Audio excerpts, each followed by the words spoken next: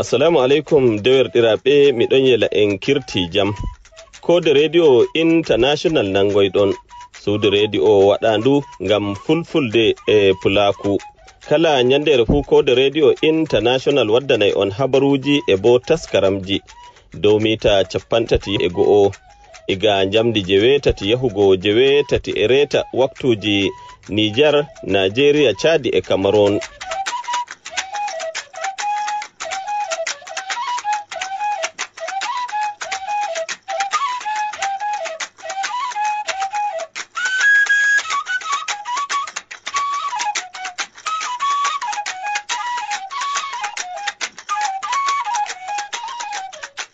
Mi hofni on mi waɗani on barka mi yela on kirti jam sobiraɓe wondiɗiraɓe to gonɗon fuu kikiɗere welde mi yelani on kikiɗere hande alata 7 lewru haram mawɗo ko bo mi wiya lewru muharram hitande 1445 koɗo yada bo bi 14 lewru 7 hitande 2024 nda titoɗe kubaruji duniyaru nder yontere komin taskani on.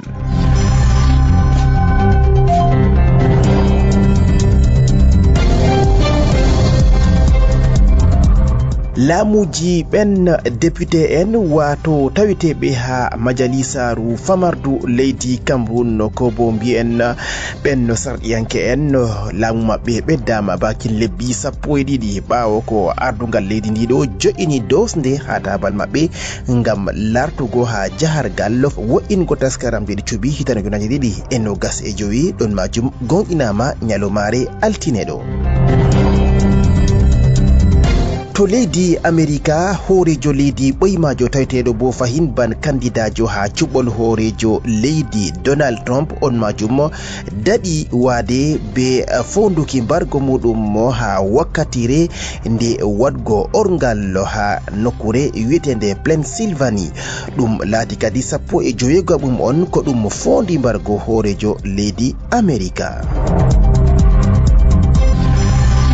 Kudiɗiragu hakkunde leydi Niger e leydi Chadi ɓawo soyde naral hakkunde Benin e Niamey ɗon man ɓeɗo ɗaɓɓita lawol ngam wurtingo nyebbam maɓɓe ko wasete ha nder leydi ndiɗo. Ɓe ɗaɓɓiti kudiɗiragu gal wakkere nde leydi Chadi e Cameroun ha ɓe jara nyebbam gaseteɗam ha luɓe leyɗe duniyaru. On jaɓɓama ha wakkatire nde kubaruji duniyaru nder yontere jogiɗo labangal Rufa'u Baba Shawariya non ha hawtuki bo ɗum Shoibu Gambo njoɗe bo ɗum kubaruji labɗi cahiɗi nder maƴƴande yitere.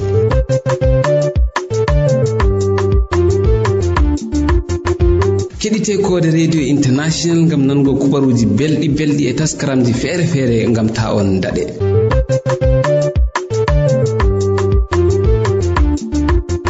On jarama puɗɗen be kubaruji ɗi leydi Cameroun ha diwal Woyla bakinno ujunere on joɗirɗi ko hukkama ha babbeɗe jangirle be tarde nde sobiraɓe leydi Cameroun kawtal on ngal dada sare horejo leydi Cameroun Chantal Biya ardani ɗum ha nokkuje bakinno 12 jangirle ko tawete ha nder jongore faro nder diwal Woyla leydi Cameroun do ardungal Aminatu Bello kayum dariɗo ha jayawri dada sare horejo leydi Cameroun majum on ɓe ngaɗi moftorde cembinde ha daldal julde poli lamorde jongore ndeɗo be yalɗirki bo ummatore ɗuunde ɓen wardiɓe e mako gal wakere nde Serak e non bo gal wakere nde ardiɓe diwal Woyla leydi Cameroun. Jean Edi Abate gouverneur jo diwal Woyla leydi ndiɗo biteɗo Absalom Monono préfet jo Faro e non bindo mo dawla suklaniɗo honanke en hiɗɓe Kumpa Isa e kudiɗiraɓe woɓɓe cembitɓe ɓe diwal Woyla leydi Cameroun bana horejo mo sarwitinorde diwal ngal ɓe fu maɓɓe ɓe jalɗiri ha nokkure wietende poli majum ngam jaɓugo dokkeɗen cembitɗe ko hokkama be Serak ha ɗum wallita elto nder diwal Woyla leydi Cameroun. kubaruji nder asawere. Ha diwallo Adamawa gouverneur jo diwal ngal Kildadi Tagiyeke Bukar on man jaɓɓama be yelwataji cembiɗɗi ɓawo ko ɓilanama mangu yettore be hoorejo leydi Cameroun. Kildadi Tagiyeke Bukar nder kuuɗe muɗum ha nder diwal ngal ɗum laatigal wakere ɓurna majum fu ha wartirgo jonde jam e de'ende e non bo waɗango ummatore jonde nde kisal bana no hani. On man ɓawo ko o yalɗirno ha jonde nde gouverneur en dow ardungal jagorɗo halfitinaɗo laamuji ha nokkuje o ɓilanama mangu ngu ngam majum kadi ha wartugo mako ha daldal piroje gallure Ngawdere nyalomare asawe sali nde on majum jaɓɓama yelwataji daga daldal piroje ha yottugo saare mako ɗum laati kellaɗe e sembiɗingo mo be jahargal kuuɗe mako e mboɗiri kalamu nder diwal ngal. Ha wakkatire nde o hoosi boliɗe be yettugo ummatore o yetti bo hoorejo leydi ndiɗo be mangu ngun ko on majum ɓilanimo e yettore nden hunde won ko weli ha ɓerndi to ardiɗo muɗum anditi jahargal kuuɗe ha mboɗirka. Kubaruji nder yontere. Njoɗe nder diwal Adamawa majum nder taskaram kuuɗe e wo'ingo jonde ummatore laawol ƴummugo gallure Ngawdere laamorde diwal ngal yottugo nokkure wiyetende Dan kilomitaji 9 ɗon man ko ɗo tawe bo dow laawol mapindiwol ngol leyɗe duniyaru ko ƴummata Duwala Njammena Duwala laawol cembingol ko ɗo yara kutinirteɗe daga leydi Cameroun ha leydi Chadi non bo leyɗe goɗɗe ɗon majum ɗo wadda ƴamƴamtotiral ha jonde ummatore be soyde mboɗirka muɗum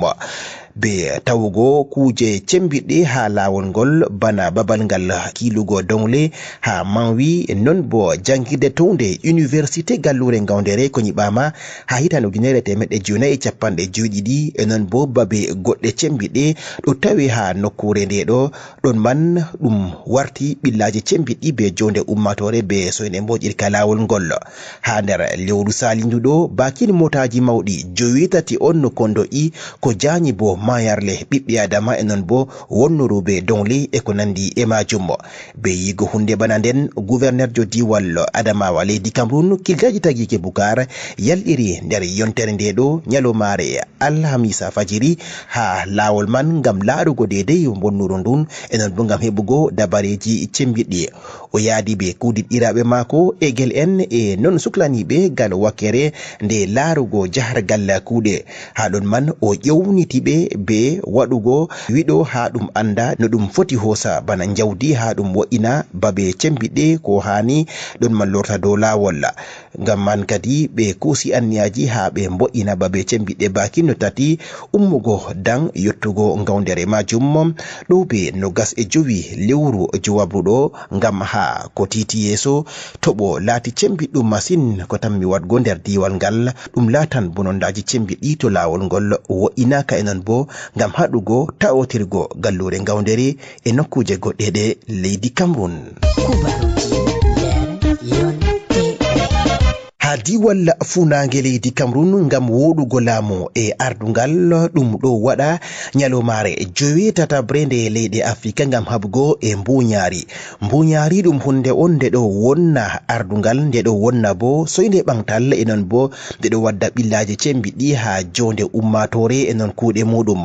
nyalomare alhamisa 11 lewru joɗiɗabru ɗum waɗi yaadundu coftal ɓalli ha nder gallure Bertuwa laamorde diwal ngal ha ardungal ɗo tawe biteɗo Dieudonné Masigan horejo gal wakkere nde Konak sare nde suklanta haɓugo be mbuñaari ha leydi Cameroun e non bo gouverneur jo diwal funange leydi majum biteɗo Grégoire Mvogo e non kadi be kujiɗiraɓe maɓɓe ha diwal ngal e non bo ummatore wonde ha yaadu ndon kadi ɓen majum o kolli taskaramji feere ha ɗum sembiɗina haɓugo be mbuñaari kala ɓen waɗanɓe hunde nde fu hani ɓen majum ɓe funkite e non ɓe andine ha babe feere ko ɗum jo'i nder leydi ndiɗo e non dabareji cembiɗɗi ha ɗum anda ɓe e non bo ɗum wo'ina hunde nden e non kadi ɓe ƴowni ummatore be ƴownugo ha lamba gotel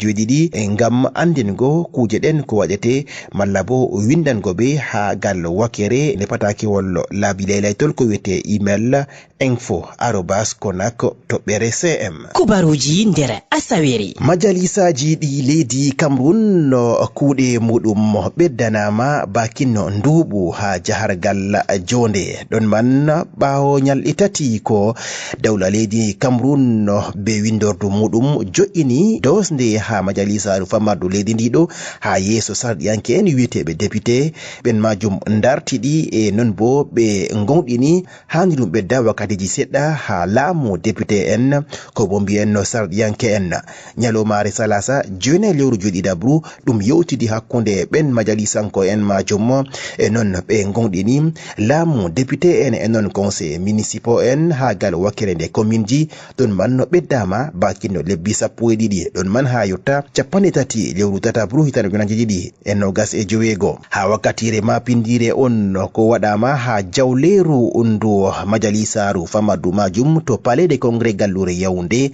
do ardungal Kavayike Jibril horejo mo assemblée nationale on kadi jagorɗo nelaɗo ha ardungal leydi suklaniɗo kudiɗɗirako e majalisaji on man holli dedei taskaramji ɗi dawla ko waɗi hani ɗum yerɓita cuɓiɗi député en yeeso ngam hitande ujunaje ɗiɗi e nogas e jowiɗo ɗum latan hitande nde cuɓi ha nder leydi Cameroon nder maji ɗo tawe cuɓol ngol horejo leydi fodde ko nyalomare nden yotta salasa Joseph Dion Gouté jagorɗo arandejo leydi Cameroon joni nde sarwitinorde jagorɓe e non ɓe kollide de toɓɓe ɗen cembiɗɗe ko hani waɗe ɗum yerɓita cuɓiɗen yeeso kadi ɓen wiyeteɓe député en e non conseil municipal en kamɓe on bo suɓata ɓen laatiɓe sarwitinoɓe ɓe diwe ko wiyete conseil régionaux e fahin bo kamɓe on cuɓata gal wakere nde majalisaru tondu ko wiyete e Sénat haɗon man gal wakere nde lundanke en ɗuɗɓe kolli mettega muɗum be haala hunde bana ndeɗo amma be non fu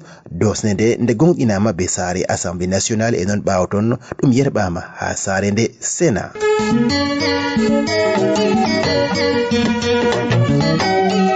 duuɓi am jeeɗiɗi miɗi nanugo Code Radio International ngam wallugo fulfulde be pulaku. Kala wakkati fu deydey jamdi jetati yaago jetati e reta jemma agogo Nigeria, Cameroon, Niger e nanta Chadi min ɗon gondi e Code Radio International non bo jamdi jeeɗiɗi je UTC yaago jeeɗiɗi e reta. Miɗo nana belɗum heɗitago kubaruji Code Radio International dedei jamdi jetati yahango jetati e reta jamma agogo Nigeria, Cameroon, Niger e nanta Chadi non bo jamdi jeeɗiɗi yahango jeeɗiɗi e reta agogo UTC. Kubaruji Code Radio International ɗo wela amin. Code Radio International.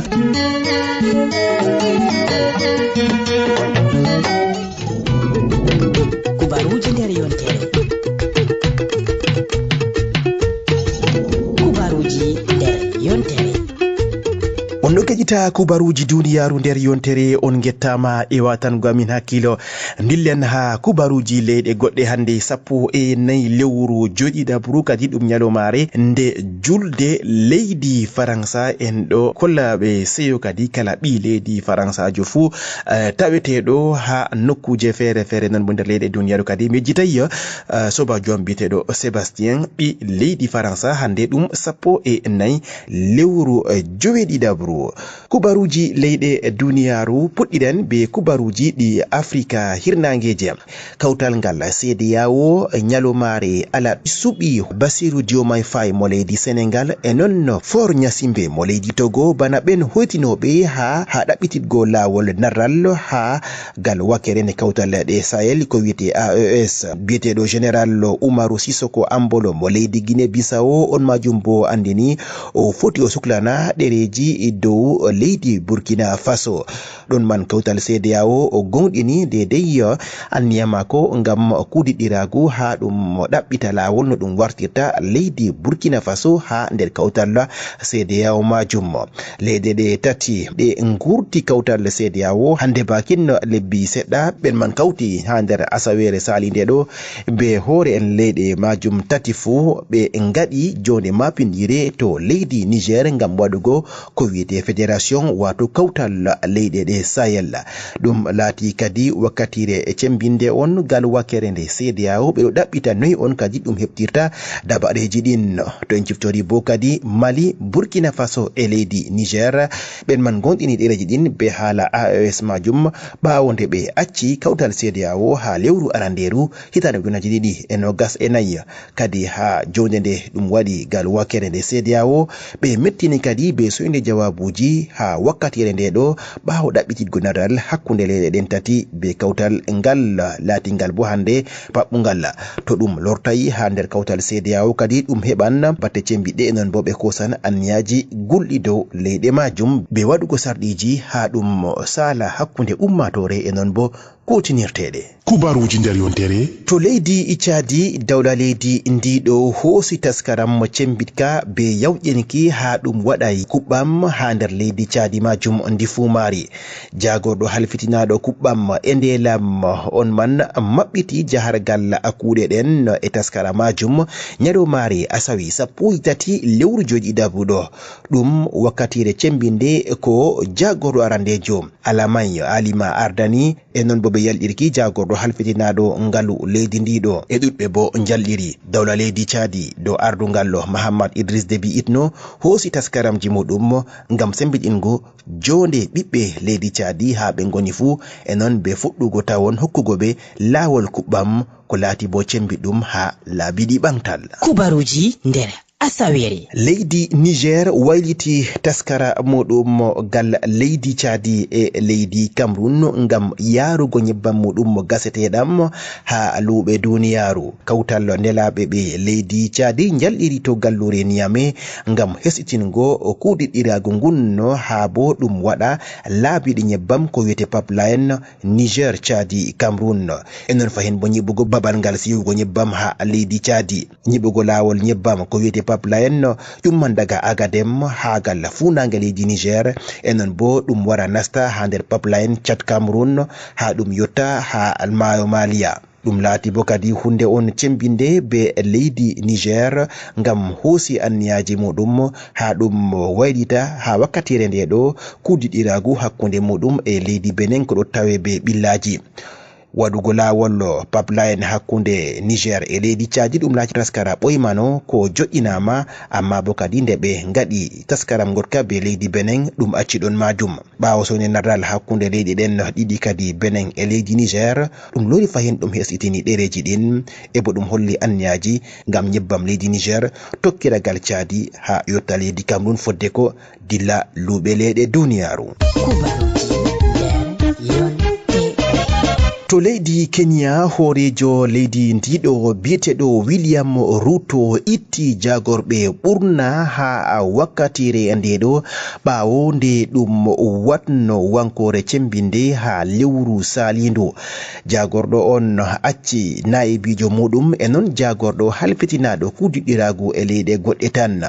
ɗum taskara on no cembitka ko waɗama ɓawo nde ɗum gonɗinno dosde nde ngalu ko waddi ɓillaji ha ɗum waɗi kaftal jonde ummatore nder lewru joyego enon bo ɗum waɗi mayarle horejo leydi ndi ɗo dolama kadi fasititgo gonɗinki dosde majum e ɓawo ton o itti jagorɓe mako ɓurna fuu ko luuti goto e non bo naibijo mako ko tawete ha wakkatire ndeɗo kubaruji nder yontere to leydi Nigeria ngam heptugo dabareji ha ɓillaji ɗi soyde narral hakkunde reɓoɓe e duroɓe dawla leydi ndi Bola Ahmed Tinubu hoosi anniyaji ngam waɗugo jagorgal kesal ko suklanta ɓantal durgol ɗum laati jagorgal on kadi ko tammi wargo hefta dabareji ha ɗum sembiɗina gantol e non bo ɗum sembiɗina demitirle amma bo ɗum wallita bo jonde jam e de'ende ha gal bakeje fere fere to en ciftori bo nder leydi Nigeria kala hitande fu ɗum ɗo tawe be soyde naral hakkunde ɓenno ɗiɗo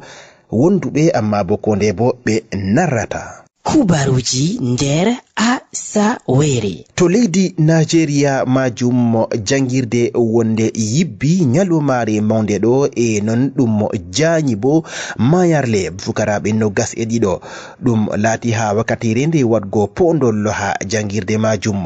ɗum wayi taskaram cembitka ngam wurtingo ɓen taweteɓe ha less leydi majum ɗakki himɓe temere on kadi ko ɗo tawe ha less majum nder kubaruji gaenji jangirde nden wiyetende college Saint Academy ha Jos nder diwal Plateau ɗon man yibbi e ɗo tawe bo be fukaraɓe ɓurna fu hakkunde duuɓi 15 ko bo ga en majum bana ko ɗum andini ha kubaruji fukaraɓe temere capanɗe jowo e ɗiɗo on ko ɗo tawe ha less leydi majum e non temere capanɗe tato e ɗiɗo gurtinama nawnaɓe e ɓe jarama ha ci'e nyawdigu nokkuje feere feere ban ko ɗum gonɗini be on jogiɗo boliɗe ɗe polisaɓe do ande jangirde nden andaka ɗume on laati ha sababu muɗum amma ɗuɓɓe gal bakeje feere feere ɓe mbi ɗum wongo saare majum ha ɗakki mayo e kobo so nder utango sharɗiji ɗi nyibalo daga hitande 2005 leydi Nigeria heɓi bakinno temere capanɗe 52 on do'uki ci'e ha nokkuje feere feere sakkoma ha Lagos. To leydi Rwanda kandida en ha cuɓol hoorejo leydi timmini orgal muɗum nyalomare asawe ɗo e fodde ko ɗum waɗa cuɓi majum jango altine 15 lewru joɗi dabuɗo ɗum latan bo cuɓol ngol hoorejo leydi e bo cuɓol ngol majalisaji hoorejo leydi majum Paul Kagame yalɗiri ha yeeso jeyle to gallure kikali laamorde leydi ndiɗo on majum jaabi bo dow boliɗe goɗɗe ko kawta leyɗe duniyaru oni waɗi ha dow billaji goɗɗi ko tawete gal leydi Congo démocratique ko ɗo tawe be kaɓe hakkunde honanke en leydi ndiɗo e fahin bo ɓenno tuttuɓe witeɓe M23 ko kawta leyɗe duniyaru majum mo tuumi leydi Rwanda wongo ha ɓawo ton Paul Kagame jaabi ha dow tumaɗɗe ɗen o wi ɗum fu majum ɗo ɗum kuuɗe ɗe gal wakere nde daldal siyasa ngam kayum on waɗi to goɗɗo wonayi ha leydi Rwanda famata ɗume on ɗo sala Paul Kagame moɗo tawi ha ardunga leydi ndiɗo hande bakin duuɓi 25 ɗo ɗaɓɓita laamu muɗum jawabu e non ha gal leyɗe feere feere ɗum ɗo laara mo bana on waddowo ɓillaji ha jahargal jonde ɓen lundanke en nyalomare altine ɗo 9,900,000 on ɓiɓɓe leydi Rwanda tammi yallirgo ha Sundukru ngam suɓugo hoorejo leydi maɓɓe e non bo ɓen taweteɓe gal majalisa kubaruji nder yontere. To leydi Congo démocratique ɓuri million gotel ɓikkon on ko ɗo tawe be ɓillaji ɗi soyde nyamande e weelo cembingo masin banko andinama be kawta leyɗe duniyaru ko suklanta jamu ɓandu ko wiyete OMS ha wakkatire nde ɗo ɓen taweteɓe ha babeɗe kaɓe hakkunde honanke en leydi RDC e non holniɓe ɓe M23 ɗon man ɗo janya eggol ummatore gal nokkuje feere feere bakinno 2,900,000 on ko ƴummi daga waylaki fu ngam dillugo ha nokkuje goɗɗe enon gal wakere wonde bo ɗo tawe ɓen eggoɓe majum ko hawti ɗakki 25,000,000 on ko ɗo ɗaɓɓita wallinde ha nyamande e jamu ɓandu to wala ko waɗama ɗakki millionre on ɓikkon tammi yidugo be ɓillaji ɗi weelo enon bo soyde heɓugo jamu ɓandu. Kubaruji nder yontere. To leydi America hoorejo leydi ɓoymajo Donald Trump on majum daari Dakar ɓawo ko ɗum fondi mbargo mo ha wakkatire nde waɗugo orgal wakkatiji seɗɗa on bo laati fodde ko on majum jo'ine bana candidajo gal wakkere nde ɓen witeɓe républicain en 15 ɓum on ɗum fondi mbargo hoorejo leydi ha tariha leydi America leydi on bo anditandi be margo aynugo hoorejo ko ɓurna fu ma ɗo wiye ɗum laati ma ɓurduɓe ha nder leyɗe duniyaru be aynugo hoorejo leydi be non fu kadi ha wakkatire nde wadgo ongal mako ha Pennsylvanie on man ɗaɓɓitama mbarego be derkejo goɗɗo marɗo bakinno duuɓi 20 ban ko andinama be ɓen wiyeteɓe Secret Service on majum o fiɗama amma bo wala ko ɓe tawi ha ko sali dow jahargal kuuɗe mako gal wakere nde siyasa malla bo gal wakere nde ɓen hulniɓe e ko nandi e majum. Hoorejo leydi America Joe Biden tammiɗo laatugo lundankejo Donald Trump on majum mettini hunde nden e non bo hoorejo leydi Faransa Emmanuel Macron kayum fu mettini hunde majum. Leydi Russia kayum fu waɗi bolyiɗe muɗum ha dow hunde nde mettunde be wollugo dow haala feysare e ko nandi e majum nder leydi ndiɗo. Hunde bana nde wayrama daga hitande 1993 e non bana ko FBI andini ɗum tammi ɓeddugo pen aynoɓe hoorejo leydi ngam nyalomare altine on man tammi waɗugo moftorde mapindire ko hawtata ɗakki 50 ummatore.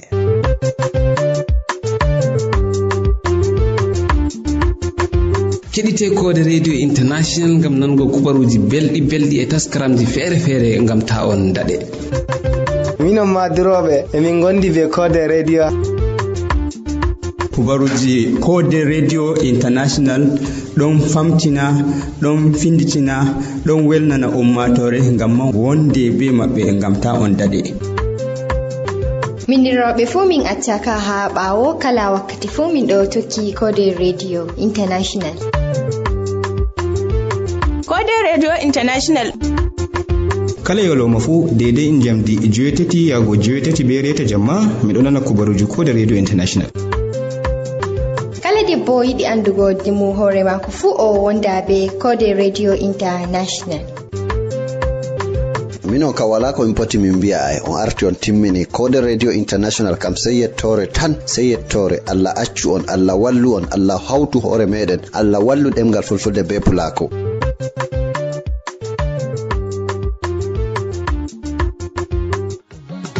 Taka bille ngam gorko maɗuɗi fewre, taka bille ngam gorko maɗuɗi yirde, gorko timmiɗi ɗo wala duniya lani. Debbo sey wiyami wala sa'a gorko, debbo sey wiyami wala sa'a tegal, oɗo laara gorko keddu oɗo yela bamako. Sobiraɓe wondiɗiraɓe haɗo en toɓɓi aya kubaruji duniyaru nder yontere Rufawu Baba Shori e Shoybu Gambo wiyata wonno janginen durende men ngam yarugo nokkuje meɗen yeso. Miɗo accida on be Rabiu Mambo mo gallure Marwa ha wakkatire nde ɗo ngam ɗoftugo en ha kubaruji duniyaru nder yontere. On jarama. Goɗo feere juɗɗo nden goɗo feere dammuɗo, goɗo feere ɓalejo nden goɗo bo danejo, goɗo feere tekkuɗo nden goɗo feere cewɗo. Taka bille ngam gorko maɗuɗi fewre, taka bille ngam gorko maɗuɗi yirde, gorko timmiɗi ɗo wala duniya lane. Goɗo feere jawmo ceede nde wala bo endam, goɗo feere jawmo endam nde wala bo diina, goɗɗo bo o jawmo diina nde o mawnitiɗo, goɗɗo feere jawmo caahu nden be wajore, goɗɗo feere jawmo endam o wala bo ceede, goɗɗo feere woodi zuriya nde ɓe narratako, goɗɗo sebnane amma nyamata saare, goɗɗo bo o nyaman o jalatako ɓe maɗa, goɗɗo bo ɗon yiɗima yiɗa bo zuriya maɗa, goɗɗo feere ɗon ɓorne amma ɓornatako, goɗɗo bo ɗo ɓorna amma bo ɓornatama, goɗɗo ɓorna mon amma ɓornatako ɓikkon, ko moy ɓe batte mum moñuɓe batte maɗa. Taka bille ngam gorko maɗuɗi fewre, taka bille ngam gorko maɗuɗi